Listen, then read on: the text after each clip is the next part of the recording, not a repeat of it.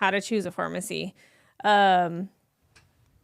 Pharmacies, it's very difficult when it comes to the family and their insurance and things like that. So what's going to be convenient and best for us is most likely not going to be very affordable for your families. So that's a personal choice whether you're going to allow someone to use an outside pharmacy outside of the one that's really convenient for you. And how you would find that is whatever EMAR you're going to be using, what pharmacy is going to connect with your EMAR? What's going to be the easiest for you to make less room for error, right? The more we can get the pharmacy to just stamp what's in theirs to in yours, that's already, 90% of error gone. Also, the reliable delivery, right?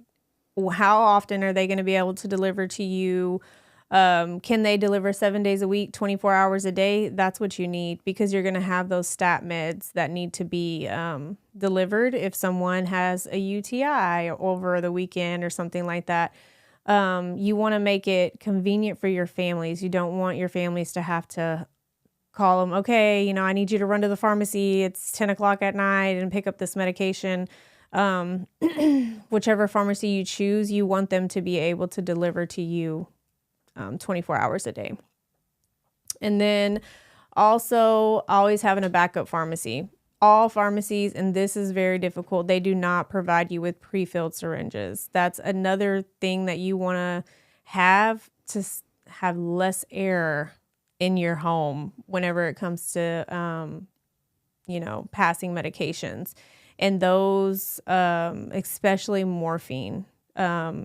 If you can cut that out where your angels or whatever caregivers, we call them angels. Yeah, it's kind of weird for me to change the verbiage.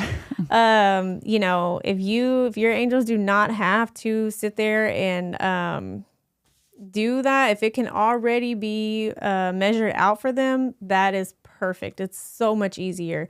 But if your pharmacy doesn't do that, which most are stopping now, we only have one in our area that's doing it.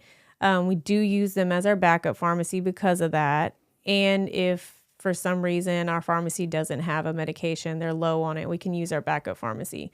And that's a local pharmacy, so it's close to us. It's easy for our family members. And they accept most insurances and all those things. If you cannot get pre-filled syringes, I would recommend you getting all of your people trained by your RN on how to measure out all of that morphine, just to be safe. Yeah, so just to clarify, I know that, I like to just really bring things to my level sometimes. And I think when I first started in this whole medication, morphine, pre-strung, all these terms that get thrown out all the time, I'm like, I don't know what you're talking about. What do you mean pre-strung morphine? What does that even mean? I literally thought it was hung from a string and that's what my mind thinks. Okay. So what that means is that if the doctor orders, what's a normal order for morphine usually at end of life? What is that? It usually starts at 0.25. 0.25 milligrams. So they would write that order, and then the hospice or the pharmacy would connect, and then you would get delivered a certain amount of pre-filled syringes. So you have the little syringes, and they already have a little bit, 0.25 of morphine inside of that. Okay. So what's great about that is if they do need morphine, and a lot of times they do need morphine at the end of life because they're in a lot of pain and their body is shutting down. So what you would do is your Platinum Angels, they would be trained on how to actually administer this, but they would just pull that pre-strung, is what it's called, pre-strung syringe, and be able to administer that morphine. Whereas if it's not pre-strung, the morphine comes in a big glass bottle, right? It's a bottle that's or a plastic bottle. Okay. Yeah. I always see it in a glass bottle. It's almost like you get cough syrup, right? Exactly. But except it's a little one. Mm-hmm. And it just like you would do, cough syrup. You're either pouring it into a little cup, which, I don't know how you would get 0.25 mgs on that. It's you would have to difficult. get the little syringes from the pharmacy, and that's another thing. You would have to ask them to send those to you. So then you're sticking the syringe in the bottle, you're pulling it up, which it sounds You're flicking really out the air, like nice. yeah. It sounds like, oh, that's nothing. I do that for my kids or whatever. But when it comes to morphine, yeah, it's just There can be a lot of room for error. a lot of room for error. A lot of room for error, and people maybe read the syringe wrong. It could be anything. So And this it's is why we just- just do pre-filled syringes in our home. Again, it's frustrating that it's hard to find. This should be something that I would think that most people would be like, yeah, like we would probably prefer to do that, but it's more work for them. That's why they don't want to do it. It is, and at the end of the day, you could get, like, say you have your hospice company, but it would take three RNs from your hospice company to come out, and they could sit there together and fill these syringes for you. That's just a lot of work on your hospice company, but they could definitely do that. It takes for it to be legal and state approved. It either has to come from the pharmacy pre-filled, or you have to have the RNs come out, and it can't just be one of them. It has to be one of them doing it and two of them supervising that person and looking over that person's work.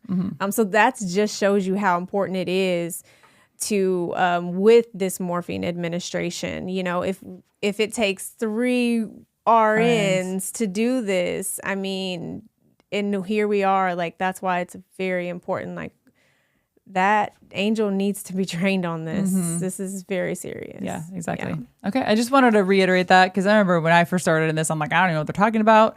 Morphine, okay, that's more end of life thing. In most cases, it's toward end of life, and that's usually the care kit that gets provided to someone when they're on their final days. And so we we always get pre-filled, pre-strung, I should say, syringes for morphine.